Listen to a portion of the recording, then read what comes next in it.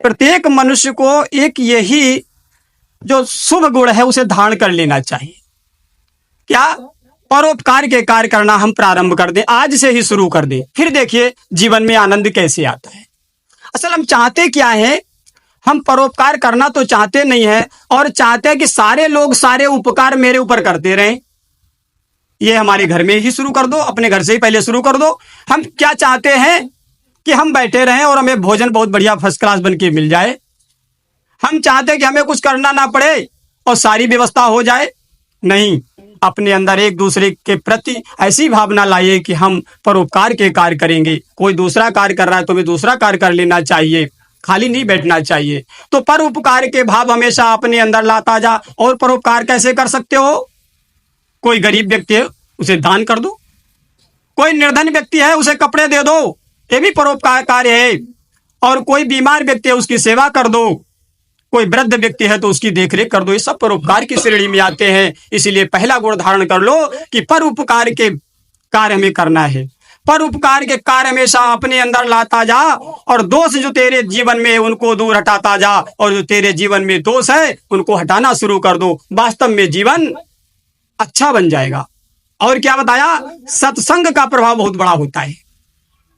सत्संग में वो पावर होती है कि दुराचारी से दुराचारी व्यक्ति सज्जन बन जाता है, महर्षि बन जाता है।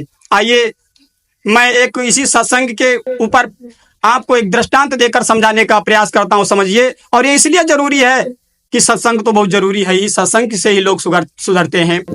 महर्षि दयानंद जी एक बार बरेली में सत्संग चल रहा था उनका, और वहाँ के जो दरोगा थे उनकी ड्यूटी लगी हुई थी सत्संग में व्यवस्था बनाए करने के लिए, रखने के लिए नानक चंद जी। और उनके सुपुत्र जी जो थे मुंशी राम जी, वह बड़ा बिगड़े लोग थे। मतलब सारे काम करते थे, दारू मीट मुर्गा सब करते थे, दोस्तों के साथ घूमना फिरना, थे तो वो अधिवक्ता और अच्छे विद्वान भी थे।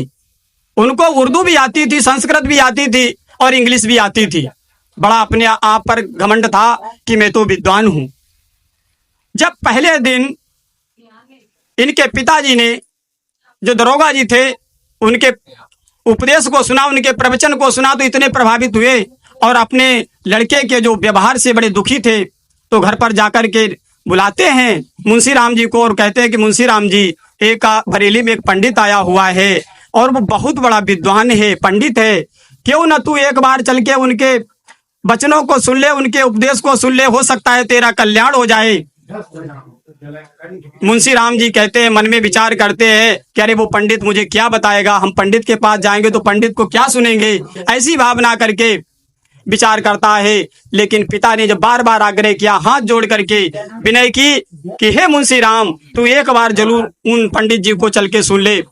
और यही हुआ। मुंशी राम ये विचार करते हुए जा रहे हैं कि पीछे खड़ा हो जाऊंगा और थोड़ी देर प्रवचनों को सुनूंगा और सुन करके चला आऊंगा और घर पर आकर के पिताजी से कह दूंगा कि मुझे तो उसमें कुछ भी अच्छा नहीं लगा, और वापस घर आ गए, कह दूंगा। देखते हैं जब वहां पहुंचते हैं तो देखते हैं पूरा पंडाल भरा हुआ, खचाखच भरा हुआ है, जगह नहीं है बैठने की। और आगे मंच पर जब दृष्टि डालते हैं मुंशी राम तो देखते हैं कि जिनको मैं पूजनीय मानता हूं, जिनको मैं अग्रणी मानता हूं, जिनकी मैं बात मानता हूं, वो सारे लोग अगली पंक्ति में बैठे हुए। आश्चर्य का ठिकाना नहीं रहता है कि अरे ये इतने बुद्धिमान लोग बैठे हुए हैं महर्षि जी को सुनने के लिए, तो मैं क्या हूं।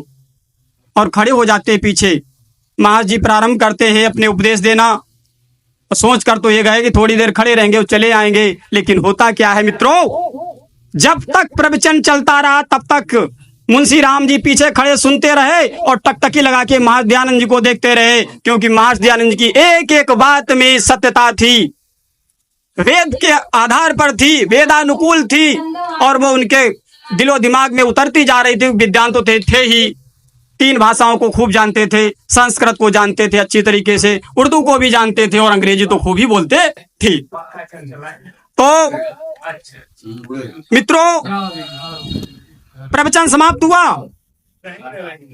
सारी धीरे धीरे लोग जाने लगे और एक गजब हो गया। क्या?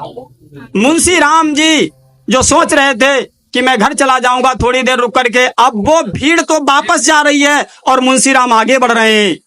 मुंशी राम भीड़ को चीरते हुए लगातार आगे बढ़ रहे हैं और बढ़ते बढ़ते बढ़ते बढ़ते मंच के पास पहुंच जाते हैं। स्वामी जी मंच से उतरने वाले होते हैं, स्वामी जी को प्रणाम करते हैं और कहते हैं, स्वामी जी क्या मैं भी सुधर सकता हूँ? क्या मैं भी सुधर सकता हूँ? मेरा भी सुधार हो सकता है, मैं तो बड़ा बिगड़ा हुआ हूँ। स्वामी जी कहते हैं, ये नहीं कहते स्वामी जी कि मैं तुम्हें सुधार दूंगा, स्वामी जी कहते हैं कि ईश्वर की कृपा होगी तो तुम भी सुधर सकते हो, तुम भी सुधर जाओगे। और मुंशी राम घर चले जाते हैं। रात भर नींद नहीं आती है और विचार करते रहते हैं कि हमने अभी तक का अपना जीवन सारा व्यर्थ नष्ट कर दिया। और दूसरे दिन भी जब प्रवचन शुरू होता है तो सबसे पहले स्नान करने के पश्चात सबसे पहले कहाँ पहुंच जाते हैं? वहीं जहाँ प्रवचन होता था और अग्रिम पंक्ति पर बैठ जाते हैं, क्योंकि दरोगा जी के पुत्र थे, उन्हें रोकने वाला कोई था नहीं, और आगे बैठ जाते हैं। दूसरे दिन भी पूरा प्रवचन सुनते हैं। ये प्रक्रिया लगातार चलती रही। एक दिन स्वामी जी ने कहा कि प्रत्येक मनुष्य को ब्रह्म मुहूर्त में 4 बजे उठना चाहिए।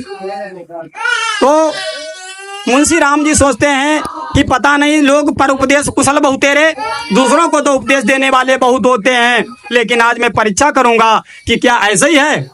तो वो 4 बजे, ठीक 4 बजे उठ करके स्नान करके और उस जहां पर महादयानंद जी ठहरे हुए थे वहां पहुंच जाते हैं और देखते क्या है कि ठीक 4 बजे महादयानंद जी बिस्तर से उठते हैं और तेजी से कदम बढ़ाते हुए चलते हैं। महादयानंद जी, इसे बंद करा दो, बोल नहीं पाए। महादयानंद जी 6 फुट 9 इंच के थे, आप अंदाजा लगा सकते हैं, लगभग 7 फुट के थे। तो महादयानंद जी पैदल पैदल धीरे धीरे चल रहे हैं, कदम बढ़ा के सुबह चल रहे हैं 4 बजे, और ये मुंशी राम जी पीछे पीछे भाग रहे हैं। और एक जगह ऐसा आया जहाँ पे 4 रास्ते होते हैं, चौराहा होता है। ये मुंशी राम जी थोड़ा पीछे रह गए और दयानंद जी आगे निकल गए। और किस रास्ते से निकल गए, मुंशी राम, अंधेरा था, देख नहीं पाए। मुंशी राम जी ने बहुत तलाश किया किधर गए स्वामी जी, लेकिन कोई बताने वाला भी वहां नहीं था। निराश होकर के लौट आए। अगले दिन पुनः प्रवचन सुनते हैं और फिर दूसरे दिन फिर ये इच्छा करके कि अब स्वामी जी जाते कहाँ हैं 4 बजे उठ करके, ये भी हमें देखना है। तो पुनः दूसरे दिन, तीसरे दिन फिर स्वामी जी का पीछा करते हैं और आज 4 बजे ठीक तैयार होकर के उस चौराहे पे ही खड़े हो जाते हैं जहां से 4 रास्ते बनते हैं।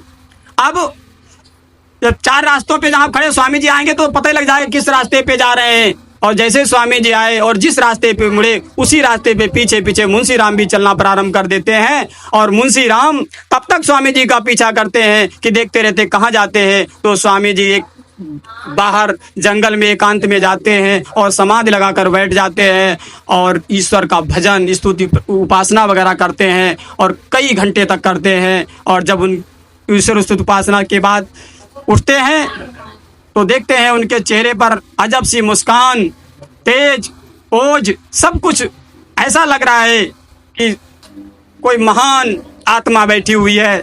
और ये देख करके वापस आ जाते हैं। तो और उनके प्रवचनों का ऐसा उनके ऊपर प्रभाव पड़ा मुंशी राम पर कि मुंशी राम श्रद्धानंद बन गए, श्रद्धानंद बन गए और सारे दुर्गुण दर्शनों को त्याग दिए। और यदि आर्य जगत में स्वामी दयानंद जी के बाद किसी का नाम आता है तो द्वितीय स्थान पर मुंशी जो राम थे, जो श्रद्धानंद बने, उनका नाम आता है। द्वितीय स्थान पर हैं वो महादयानंद जी के बाद। तो सत्संग से व्यक्ति कब बदल जाए ये पता नहीं होता, इसीलिए प्रत्येक व्यक्ति को सत्संग में जाना चाहिए, सत्य का संग करना चाहिए। सत्संग में है भी यही कि हम सत्य का संग कर लें और असत्य को त्याग दें। महादयानंद जी हेतु कहा है कि प्रत्येक व्यक्ति को सत्य को ग्रहण करना चाहिए और सत्य को छोड़ना चाहिए। तो आइए हम अपनी इस बात को विराम देता हूँ यहीं पर। इति ओम सम।